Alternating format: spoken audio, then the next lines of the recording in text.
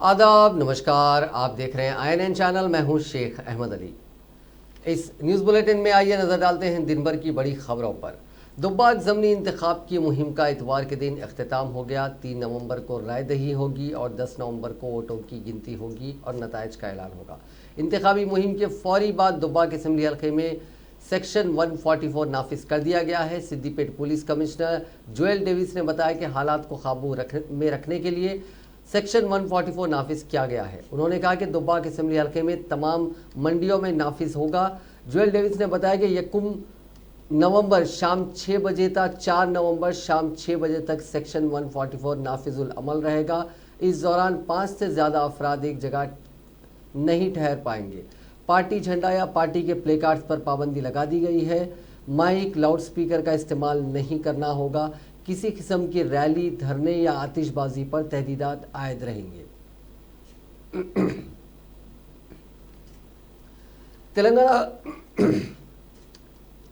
Telangana PCC के सदर उत्तम कुमार रेड्डी ने कहा कि रियासत में समाजी इंसाफ को यकीनी बनाने के लिए दुब्बा के असम्बली हल्के के ज़मनी इंतखाब में कांग्रेस की कामयाबी ज़रूरी है, क्योंकि तेलंगाना की तश्कील के बाद से एक ही तबके की हुक्मरानी चल रही है। चंद्रशेखर राव ने अपने बेटे, बेटी, दामाद, भांजे और दीगर रिश्तेदारों को इख्तिदार हवाले कर दिया है, जिससे समाजी इंसाफ मिलना मुश्किल हो गया है। यही तबका रियासत में गालिब हो गया है। प्रेस कॉन्फ्रेंस से खिताब करते हुए उत्तम कुमार रेड्डी ने 3 नवंबर को दुब्बाक में होने वाली रायदही में वहां के राय दहिंदों से अपील की कि वह साबिक वजीर मुत्यम रेड्डी के फर्जंद श्रीनिवास रेड्डी को भारी अक्सरियत से कामयाब बनाए, क्योंकि इस हल्के में अब तक जो भी तरक्की हुई है वो मुत्यम रेड्डी के मरहून मिन्नत है। गुज़िश्ता 6 साल के दौरान TRS हुकूमत ने इस हल्के में कोई तरक्याती कामों को अंजाम नहीं दिया। उत्तम कुमार रेड्डी ने कहा कि इस हल्के से नुमाइंदगी कर चुके TRS के रुकन असम्बली आंजहानी रामलिंगा रेड्डी 4 मरतबा कामयाबी हासिल कर चुके थे, लेकिन वो खुद असम्बली में इस बात की तशवीश जाहिर कर चुके थे कि वो 4 मरतबा रुकन असम्बली मुंतखब होने के बाद भी अपने हल्के को तरक्की नहीं दिला पा रहे हैं। ऐसे में आंजहानी रुकन असम्बली की बीवी सुजाता की कामयाबी पर इस हल्के में तरक्की होने की क्या जमानत है। उन्होंने कहा कि कांग्रेस के उम्मीदवार श्रीनिवास रेड्डी पढ़े लिखे और काबिल हैं। अमेरिका में अच्छी मुलाजिमत को छोड़कर दुब्बाक असम्बली हल्के के अवाम की खिदमत के लिए यहाँ आए हैं। ऐसे उम्मीदवार की कामयाबी से दुब्बाक असम्बली हल्के की तरक्की मुमकिन है और वो हुकूमत से लड़कर तरक्याती कामों को अंजाम देंगे।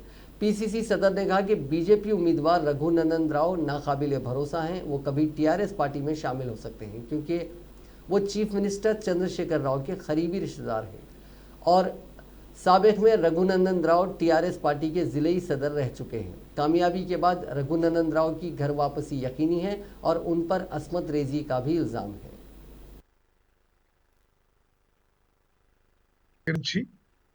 TRS BJPని చిత్తుగా ఓడించి కాంగ్రెస్ పార్టీ అభ్యర్థి చెరుకు సుధాకర్ రెడ్డి గారిని, చెరుకు శ్రీనివాస్ రెడ్డి గారిని హస్తం గుర్తుపై ఓటు వేసి మంచి మెజార్టీతో గెలిపించవలసిందిగా మీ అందరికీ నా సవిన విజ్ఞప్తి. చెరుకు శ్రీనివాస్ రెడ్డి గారు చెరుకు ముత్యం రెడ్డి గారి కొడుకు. చెరుకు ముత్యం రెడ్డి గారు 4 పర్యాయాలు ఎమ్మెల్యేగా, మంత్రిగా ఈ దుబ్బాక ప్రాంతానికి అమోఘ సేవలు అందించిన విషయం ప్రతి ఓటర్కి తెలుసు. అసలు దుబ్బాక కాన్స్టిట్యున్సీలో ఏమైనా అభివృద్ధి జరిగిందంటే అది కేవలం ముత్యం రెడ్డి గారి హయాంలో జరిగింది. మరి అటువంటి సమర్థతనే, చిత్తశుద్ధి, కమిట్మెంట్, సిన్సియారిటీ కూడా వారి కొడుకు చెరుకు శ్రీనివాస్ రెడ్డిలో ఉంది. వారు అమెరికాలో ఒక ఉన్నత ఉద్యోగం వదిలేసి ఇక్కడ తమ నేటివ్ ప్లేస్ దుబ్బాకకు వచ్చి రైతుల NGO ఓపెన్ చేసి పూర్తిగా ప్రజాసేవకి, రైతుల సేవకి తన జీవితాన్ని అంకితం చేసిన విషయం నేను మనవి చేస్తున్నాను. చెరుకు శ్రీనివాస్ రెడ్డి ఒక సమర్థవంతమైన ఎమ్మెల్యే కాబోతున్నాడని చెప్పి నాకు ఏమాత్రం అనుమానం లేదు. వారికి वजीर फाइनेंस हरीश राव ने BJP के रियासती सदर व रुकन पार्लियामेंट बंडी संजय को खुला मकतूब रवाना करते हुए इल्ज़ाम लगाया कि तेलंगाना के क़याम से ही BJP उसके साथ नाइंसाफ़ी कर रही है। उन्होंने मीडिया से बात करते हुए सवाल किया कि BJP अपने लीडर के लिए किस तरह वोट देने अवाम पर जोर दे रही है। हरीश राव ने बंडी संजय से 18 सवालात करते हुए अवाम में उनकी वजाहत करने की ख्वाहिश की। उन्होंने सवाल किया कि क्या BJP वही पार्टी नहीं है जिसने तेलंगाना के 7 मंडल आंध्र प्रदेश को दिए हैं? क्या इस पार्टी ने silver thermal power station Andhra Pradesh को नहीं दिया? आंध्र प्रदेश तंजीम जदीद कानून के मुताबिक बयारम स्टील फैक्ट्री को महदूद करते हुए क्या बीजेपी ने धोखा नहीं दिया? यूपीए हुकूमत की जानिब से मंजूरा ITIR प्रोजेक्ट से बीजेपी क्यों दस्तबरदार हो गई? खाजीपेट में वैगन की फैक्ट्री को मनसूख करने वाली क्या बीजेपी नहीं थी? उन्होंने कहा कि आंध्र प्रदेश के बेशतर प्रोजेक्ट्स को बीजेपी हुकूमत ने कौमी दर्जा दिया, लेकिन इसने तेलंगाना के साथ ऐसा नहीं किया।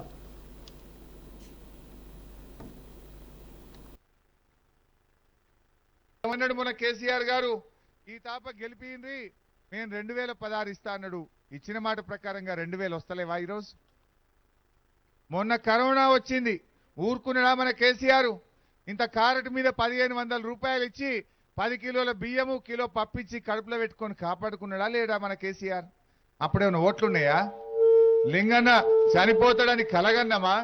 కానీ మా ప్రజలు, మా తెలంగాణ ప్రజలు, మా రాయపోల్ ప్రజలని కడుపులో పెట్టుకొని కాపాడుకున్నది టిఆర్ఎస్ పార్టీ. హైదరాబాద్ లో ఇవాళ టిఆర్ఎస్ గవర్నమెంట్ ఉంది, రాయపోల్ కాడ కూడా గులాబీ జెండా ఉంటేనే పని మంచిగా అవుతుంది. మరి హైదరాబాద్ లో ఒకటి, రాయపోల్ ఒకటి ఉందనుకో గడబడి కాదా? ఇప్పుడు గా మండలం అయిందే, ఆ మండలానికి ఇంత ఎంఆర్ఓ ఆఫీస్ కట్టాలి, ఎండిఓ ఆఫీస్ కట్టాలి, ఇంత పోలీస్ స్టేషన్ కట్టాలంటే గా తోటబాయి కుల్లా పని చేసుకొని గది కట్టాలన్నా వద్దే? గా తోటబాయి పని కావాలన్నా, మండల ఆఫీస్ కావాలంటే ఎవరు చెప్తే అవుతుంది పని?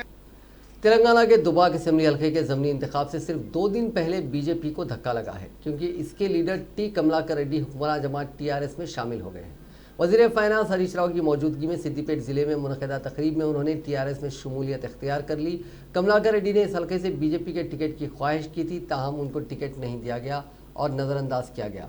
बीजेपी की जानिब से इस ज़मीनी हल्के के इंतखाब में M रघुनंदन राव को उम्मीदवार बनाए जाने के बाद कमलाकर रेड्डी ने बीजेपी की क़यादत के खिलाफ अलमे बगावत बुलंद कर दी और रघुनंदन राव के खिलाफ रिमार्क्स किए।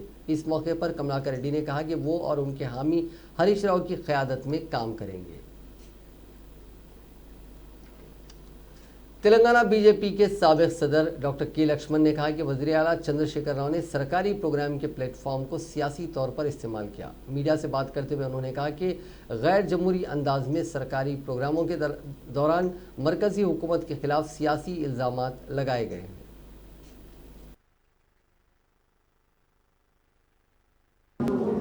तेलंगाना के मुख्यमंत्री केसीआर कल जो एक ऑफिशियल प्रोग्राम तेलंगाना में जो किया गया, उसको एक राजनीतिक दल प्लेटफॉर्म बनाकर बीजेपी के खिलाफ लगातार उन्हें बयान देना, मोदी जी के सरकार के ऊपर, मोदी जी का रवैया के ऊपर, मोदी जी ने किस तरह तेलंगाना को तरक्की के लिए बजट दिया गया, वो बोलकर आज कृषि बिल के बारे में वो बात कर रहे और हमारे पावर बिल जो है, जो रिफॉर्म्स लाने जा रहा है, उसके लिए आज बात कर रहे हैं। मैं नहीं जानता हूँ ये एक ऑफिशियल प्रोग्राम में एक पॉलिटिकल प्लेटफॉर्म बनाकर किस तरह, अगर केसीआर को आके प्रचार करना है तो जो बाई इलेक्शन चल रहा है दुब्बाका में, वो आके प्रचार कर सकता, जनसभा लगा सकता, मगर वो दुब्बाका में हारने की मोहब्बत में आज केसीआर ने कई मीटिंगों में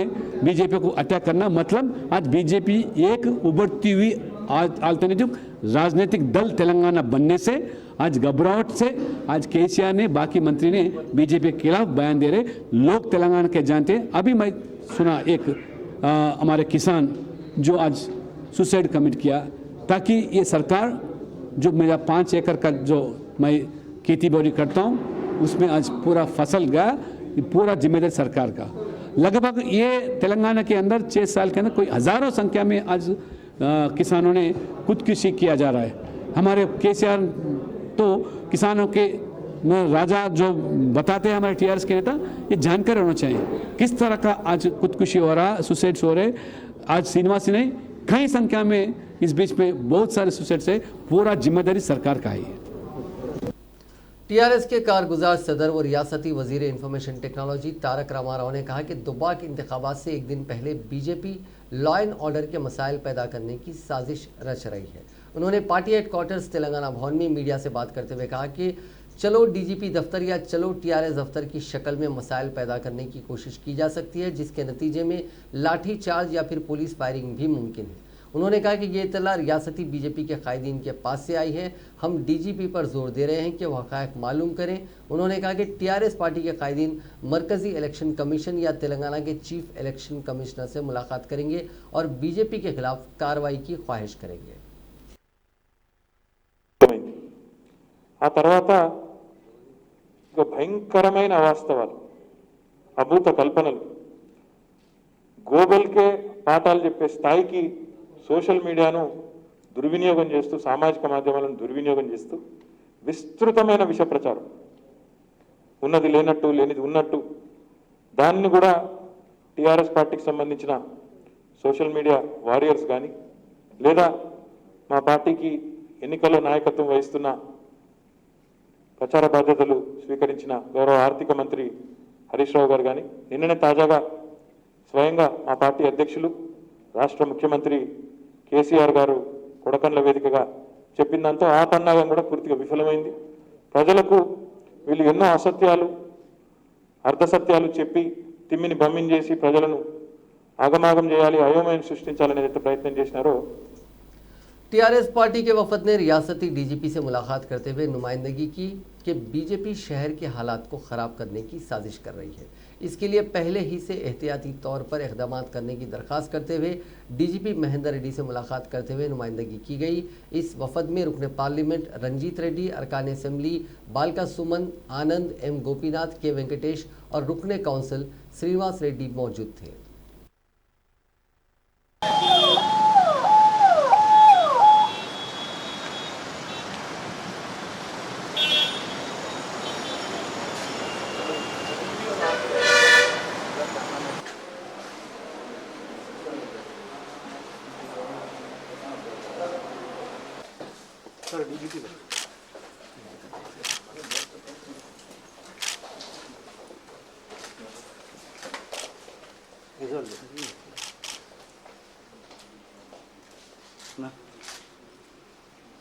టీఆర్ఎస్ పార్టీ ఆల్రెడీ మా వర్కింగ్ ప్రెసిడెంట్ గారు చీఫ్ ఎలక్షన్ కమిషనర్ గారికి లెటర్ రాసింది. మా రిక్వెస్ట్ ఏంటంటే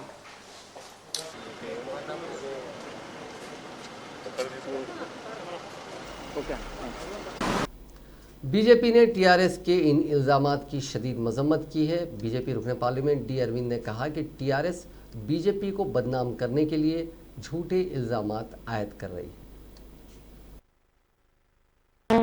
ఈ సొంత చర్యల్ని చిత్తుగా ఎడగొట్టగలరు. ఈ దుబ్బాక ఎలక్షన్ల కోసం నేను ఇంత దిగజారుతున్నా. మీకు ఏమైనా అక్కలు ఉన్నారు కదా కేటీఆర్, ఏమన్నా తలకాయని ఉన్నారా పని చేయాలి కదా నీకు. నీ అంకులు నిలబడుతుంది దాదాపు 1,00,000 ఓట్లు. ఏమవుతాడండి అంకులు అవుతాడా అవుతాడు కదా వినోద్ గారు. ఆయన వాళ్ళ 1,00,000తో నిలబడుతుంది, ఈయన 70,000తో చెల్లి నిలబడుతుంది. ఏమన్నా లాటి పెద్దవాడు ఎవరికన్నా రక్తం చిందిందా, ఒక్క తూట పేలిందా? గాలిని ఓడగొట్టినప్పుడు దుబ్బాక బై ఎలక్షన్ కోసం చేస్తున్నాను. దరిద్రంగా మీ దరిద్రులని తెలుసు, మీరు నీచాతి నీచులేనని తెలుసు.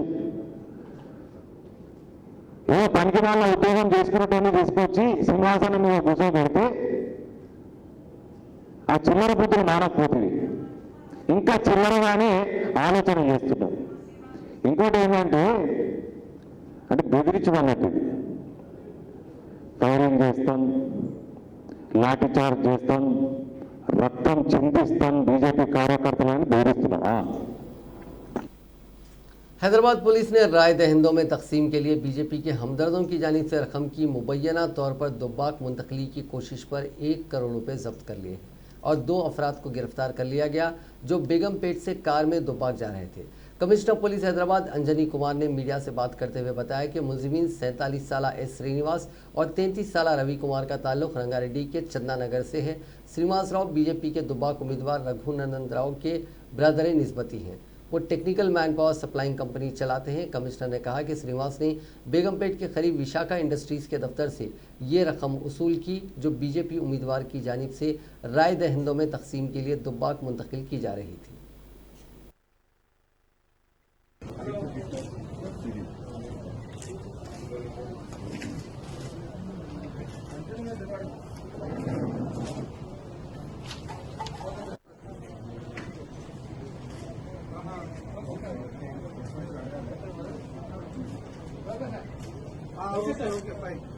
टास्क फोर्स द्वारा హెవీ క్యాష్ కి సీజర్ జరిగింది.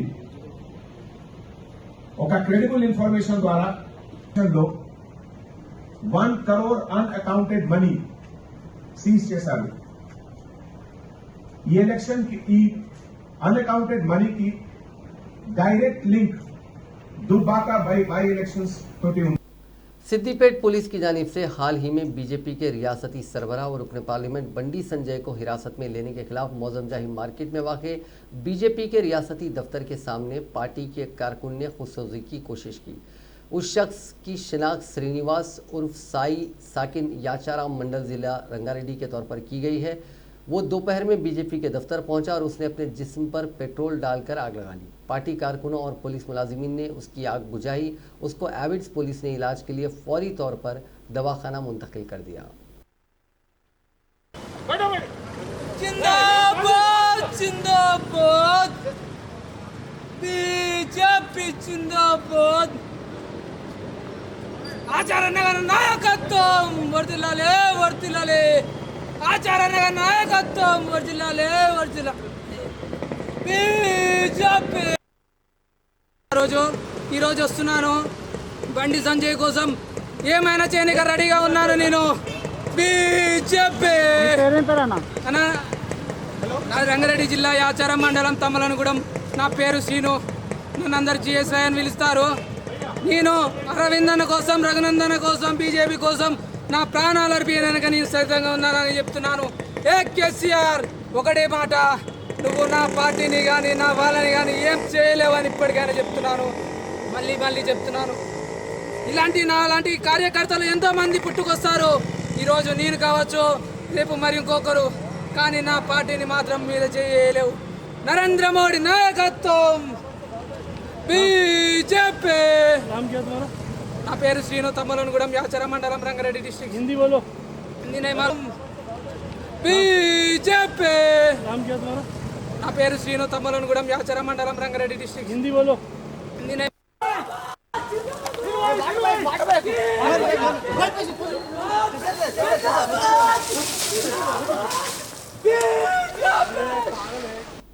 कांग्रेस के सीनियर लीडर व साबिक वजीर मोहम्मद अली शब्बीर ने चीफ मिनिस्टर चंद्रशेखर राव की जानिब से उन पर लगाए गए इल्ज़ामात को मुस्तरद कर दिया और चीफ मिनिस्टर को चैलेंज किया कि वो उनके फार्म हाउस आकर बारीक धान की फसल का मुशाहिदा करें।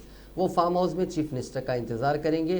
अगर केसीआर को प्रगति भवन से बाहर निकलने का वक्त नहीं है तो वो अपने फर्जंद तारक रामाराव को भेजें ताकि उनके हाथों से तबाह होने वाली फसलों को आग लगाया जा सके। मोहम्मद अली शब्बीर ने चीफ मिनिस्टर चंद्रशेखर राव की जानिब से गुज़िश्ता रोज़ फार्म हाउस में घास जलाकर धान की फसल जला देने का झूठा नाटक करने का इल्ज़ाम आयद किया था। आज मोहम्मद अली शब्बीर ने फार्म हाउस में प्रेस कॉन्फ्रेंस से खिताब करते हुए कहा कि उन्हें झूठा नाटक करने की ज़रूरत नहीं है। चीफ मिनिस्टर की तरगीब पर उनके अलावा रियासत के लाखों किसानों ने बारीक धान की फसल उगाई थी, लेकिन 80% फसल तबाह हो गई। 20% फसल की कटवाई पर काफ़ी अखराजात हो रहे हैं, इसलिए उन्होंने फसल जला डाली। साबिक वजीर ने कहा कि उनके फार्म हाउस के अतराफ 300 एकड़ बारीक धान की फसल को जला देने किसान तैयार हैं। अगर चीफ मिनिस्टर यहाँ आते हैं तो उनके हाथों से उसे जला दिया जाएगा।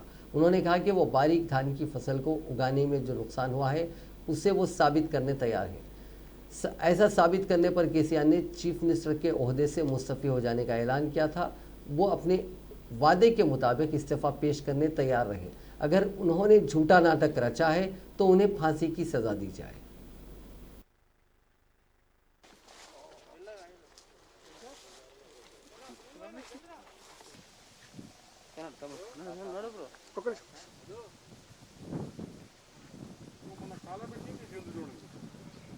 మీరు ఇక్కడ రావాలా సార్? నడువు భయ్యా.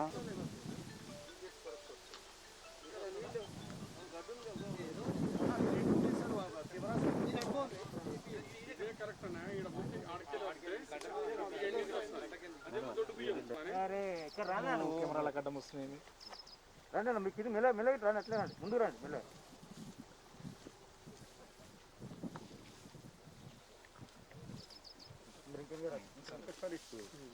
ఇదిగో ఈ పంట మొన్న కాలబెట్టింది, ఇది సన్నవరి. అన్న నువ్వు ఇక్కడ పైనకి వచ్చేసి ఇదిగో కేసీఆర్ అంటున్నాడు ఏం కాలిపోలేదు, ఏం కాలేదు. ఇగో దీంట్లో మొత్తం కాలబెట్టేటందుకే మేము ప్రయత్నం చేసినాం, కానీ నీళ్ళు కింద బాగుంది, ఏం పనికిరాదు. ఇది కాలబెట్టేది. హరీష్ రావు కల్వకుంట్ల కాదు మరి తన్నీరు. तेलंगाना केसीआर साहब ने रैतु वेदिका सभा पे कहा कि शब्बीर साहब एक एक्स मिनिस्टर होते हुए किसानों को गलत रास्ते पे ले जा रहे, उनकी फसल काट कर खाली घास को जलाकर उन्होंने एक नया तमाशा खड़ा कर रहे हैं। ये अगर ये साबित कर दिए कि इनके फसल तो खड़ी जलाए हैं तो ये गलत है, मैंने तो मैं इस्तीफ़ा दे देता हूँ। तो मैं सीएम साहब को वेलकम कर रहा हूँ, उनको कह रहा हूँ कि आओ मेरे खेत में, अभी वैसी है, मैं जलाए सो लाइव है। अगर वाकई आप पहले तो झूठे नंबर 1 हैं आप, फिर भी भरोसा कर रहा हूँ मैं, आइए देखिए। अगर मैं एक बात भी झूठ बोला, मैं और मेरा खौल जो रैतु है ये या शिवनूर गांव के जितने किसान हैं झूठ बोले हैं, हमको फांसी की सज़ा दो, नहीं तुमको आवाम के सामने माफ़ी मांगो या फिर इस्तीफ़ा दो। तुम खुद बोले मैं रिज़ाइन करता हूँ, मैं रिज़ाइन का डिमांड कर रहा हूँ और आपसे विनती कर रहा हूँ हाथ जोड़ के कि मेरे किसानों को बचाओ, हमारे किसानों को 30,000 रुपये नुकसान दो, दे के पर एकड़ 30 दे के उनको बचाओ। हम सब भूल जाएंगे, माफ़ करते हैं हम, मगर हमारे किसानों को बचाओ, ये हमारा डिमांड है। चीफ मिनिस्टर तेलंगाना केसीआर साहब ने रैतु वेदिका सभा पे कहा कि शब्बीर साहब एक एक्स मिनिस्टर होते हुए किसानों को गलत रास्ते पे ले जा रहे, उनकी फसल काट कर खाली घास को जलाकर उन्होंने एक नया तमाशा खड़ा कर रहे हैं। ये अजीम तर बल्दिया हैदराबाद के इंतखाबात के लिए हुकूमत पूरी तरह तैयार है। इम्कान है कि कॉरपोरेशन के इंतखाबात का शेड्यूल 15 ता 20 दिन में जारी हो जाएगा। हैदराबाद बल्दिया कॉरपोरेशन की मियाद 10 फरवरी 2021 को ख़त्म हो रही है। हुकूमत की तरफ से रियासती इलेक्शन कमीशन को वाज़ेह तौर पर कहा गया है कि वो इंतखाबात के लिए बिल्कुल तैयार रहें। इस ज़िम्मन में इंतखाबात के लिए हुकूमत की तरफ से जो इक़दाम किए जाने थे वो मुकम्मल कर लिए गए हैं। हुकूमत ने वार्ड्स और तहफ़्फ़ुज़ात को जूं का तूं बरकरार रखने का फ़ैसला किया है और इंतखाबात के लिए वो जो रिटर्निंग ऑफिसर्स हैं और असिस्टेंट रिटर्निंग ऑफिसर्स हैं उनके तकर्रुर का अमल मुकम्मल कर लिया गया है। हुकूमत ने इंतखाबात करवाने का फ़ैसला रियासती इलेक्शन कमीशन के सुपुर्द कर दिया है। इस सिलसिले में इलेक्शन कमीशन ने अपनी सरगर्मियों को तेज़ कर दिया है। हफ्ते के दिन वोटर लिस्ट की दुरुस्तगी के लिए नोटिफिकेशन जारी कर दिया गया है। 1 जनवरी 2020 तक 18 साल मुकम्मल करने वाले वोटर लिस्ट में अपना नाम दर्ज करवा सकते हैं। ये अमल 13 नवंबर तक जारी रहेगा।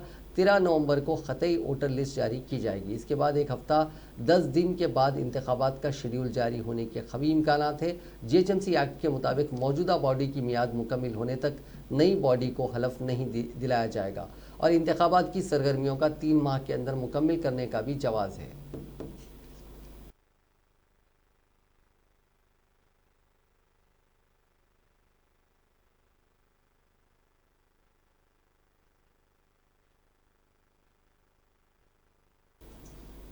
तेलंगाना के वज़ीर इंफॉर्मेशन टेक्नोलॉजी KT रामाराव ने कहा है कि तेलंगाना गुज़िश्ता 6 बरसों में मुल्क की औसत आमदनी की शरह से कहीं बढ़कर मजमूई घरेलू पैदावार यानी GDP की तरक्की की शरह हासिल कर रही है। काबिल क़यादत तरक्की पसंद पॉलिसियों की वजह से रियासत तरक्की की मंजिलें तय कर रहा है।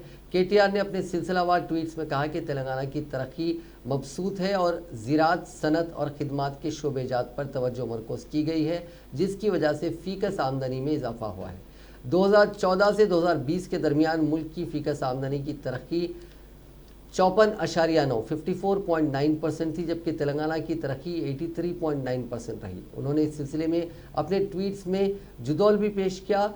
उन्होंने एक और ट्वीट में कहा कि GDP, GSDP और फ़ीकस आमदनी में तरक्की अहम इंफ्रास्ट्रक्चर के शोबेजात में सरमायाकारी की वजह से मुमकिन हो सकी। तेलंगाना के अवाम को यह जानना चाहिए कि साल 2014 से हमारी रियासत ने टैक्स की शक्ल में मरकज़ को 2,72,926 करोड़ रुपए जारी किए हैं, जबकि मरकज़ ने तेलंगाना के लिए सिर्फ 1,40,329 करोड़ रुपए दिए हैं। तेलंगाना हिंदुस्तान की ताकत के सुतून के तौर पर बरकरार है। चीफ सेक्रेटरी सोमेश कुमार ने चीफ मिनिस्टर चंद्रशेखर राव की हिदायत पर जीएचएमसी में सेहत और सैनिटाइजेशन के हालात का जायजा लिया। जहां पर बेवक्त की बारिश हुई थी, मौसमी हालात की तब्दीली और दुनिया भर में कोविड-19 के मामलात में इजाफा और सैलाब के बाद फूट पड़ने वाले अमराज के पेश नज़र हुकूमत ने 4 ता 10 नवंबर जीएचएमसी के इलाकों में खुसूसी सैनिटाइजेशन मुहिम चलाने का फैसला किया है। इस मुहिम के हिस्से के तौर पर जीएचएमसी के तमाम इलाकों में कचरे के मकामात की सफाई, तामीराती व इंहदामी मलबे को हटाने, जरासीम से पाक बनाने, स्प्रे के छिड़काव, मच्छरों की रोकथाम की मुहिम की तजवीज़ है। इस सिलसिले में टीमें दस्तियाब हैं। शहरी फ़ोन नंबर 04021111111 पर फ़ोन कर सकते हैं।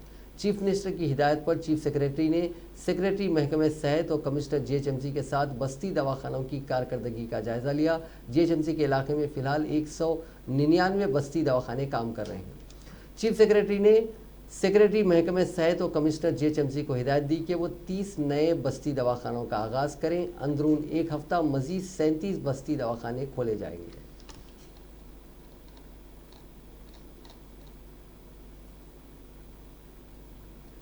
मौलाना आज़ाद नेशनल उर्दू यूनिवर्सिटी निज़ामत फासलाती तालीम में दाखिलों का आगाज़ हो गया है। यूनिवर्सिटी में बीएड समेत मुख्तलिफ अंडर ग्रेजुएट और पोस्ट ग्रेजुएट डिप्लोमा और सर्टिफिकेट फासलाती प्रोग्रामों में जुलाई 2020-21 सेशन के लिए ऑनलाइन दाखिले दिए जा रहे हैं। दरख्वास्त दाखिल करने की आखिरी तारीख 25 नवंबर है। ई प्रॉस्पेक्टस और ऑनलाइन दरख्वास्तें फॉर्म डायरेक्टरेट की वेबसाइट manu.edu.in/dd पर दस्तयाब हैं। दुनिया भर में कोरोना वायरस से मुतासरीन की तादाद आज 4,65,49,632 हो गई है, जबकि इस मोजी वायरस से अब तक 12,02,525 अफराद की मौत हो गई है। हिंदुस्तान में कोविड-19 के मुतासरीन का आंकड़ा 81,84,082 हो गया है, जबकि 1,22,111 अफराद हलाक हो चुके हैं। तेलंगाना में मुतासरीन की तादाद 2,40,048 हो गई है, जबकि 1,341 अफराद हलाक हो चुके हैं।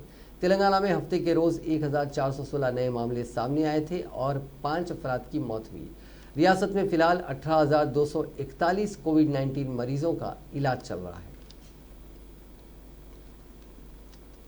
विजयवाड़ा में कोरोना वायरस से अंदरून एक माह एक ही ख़ानदान के 4 अफराद की मौत हो गई। हुकूमत ने हाल ही में इंतबाह दिया था कि मौसम सरमा के आगाज़ के मौके पर कोरोना की दूसरी लहर आ सकती है। विजयवाड़ा के सरकर्दा वकील की मां की अक्टूबर में मौत हो गई, जबकि वकील की बीवी की 30 अक्टूबर को मौत हुई। बाद अज़ां वकील की भी मौत हो गई। इन तीनों की मौत कोरोना वायरस, दिल के अमराज की वजह से हुई। वकील का बेटा जो कोरोना से मुतासिर था, इतवार के रोज़ दवाखाने में इलाज के दौरान उनकी भी मौत हो गई। इस तरह इस ख़ानदान के 4 अफराद की अंदरून एक माह कोरोना से मौत हुई। गांधी हॉस्पिटल में नॉन कोविड खिदमात के आगाज़ के लिए मुनासिब इंतजाम करने सुपरिंटेंडेंट को हिदायत देने वजीर सेहत ईटला राजेंद्र के तयखुन के बाद दवाखाने के रेसिडेंट डॉक्टर्स ने अपनी हड़ताल खत्म कर दी। Doctor B Karan Kumar, general secretary Telangana junior doctors association Gandhi hospital ने कहा कि वजीर सेहत ने तयखुन दिया है कि जल्द ही नॉन कोविड खिदमात शुरू की जाएंगी। हमने हड़ताल ख़त्म कर दी है, ताहम अगर ये खिदमात अंदरून एक हफ्ता शुरू नहीं की गई तो हम हड़ताल का दोबारा आगाज़ करेंगे। फिलहाल हम ये हड़ताल ख़त्म कर रहे हैं। गांधी हॉस्पिटल, जिसको रियासत का नोडल कोविड सेंटर बनाया गया है, उसके रेसिडेंट डॉक्टर्स ने इतवार से गैर मुअय्यना मुद्दत की हड़ताल के आगाज़ की अपील की थी।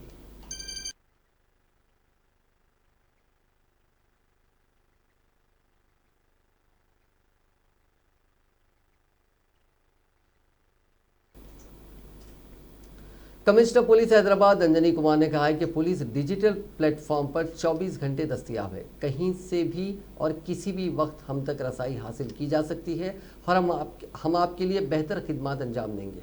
कमिश्नर पुलिस ने एक ट्वीट करते हुए कहा कि हैदराबाद सिटी पुलिस हर दिन बेहतर होती जा रही है। उन्होंने कहा कि खिदमत को बेहतर और आरामदा बनाने के लिए मदद करें, इस सिलसिले में राय दी जाए। उन्होंने साथ में एक वीडियो भी पोस्ट की जिसमें उन्होंने कहा कि डिजिटल प्लेटफॉर्म के को एक आला बनाया गया है। File a petition which we can monitor it also from. नाजरीन, इस न्यूज़ बुलेटिन में बस इतना ही। देखते रहिए INN चैनल।